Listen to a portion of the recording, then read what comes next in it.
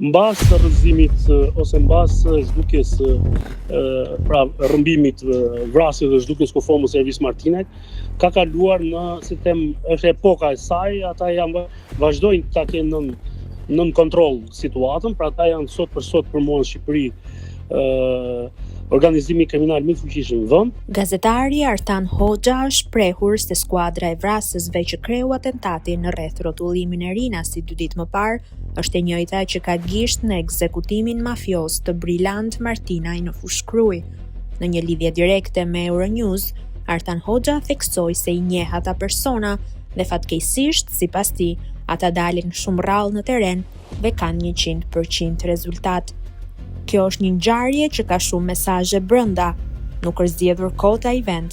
Vazhdimisht kanë folur për një skuadër pushkatimi e cila zakonisht është rezultative dhe nuk del shpesh në aktivitet, por sa herë del, rendimenti për fat të keq është 100% dhe nuk është e mundur të kapet nga agjencitë tona. Në fakt është një skuadër e frikshme dhe ka kryer atentate jashtëzakonisht të organizuara.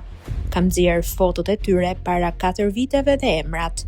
Është një skuadër vrasjesh. Patjetër është e njëjta. Kanë vepruar në Durrës, Fushkruj, bani mend ekzekutimin e Brylant Martinajt. Ata përdorin zakonisht veshje të policisë. Nuk janë ushtarak për mua, është shprehur gazetari kronikës Artan Hoxha.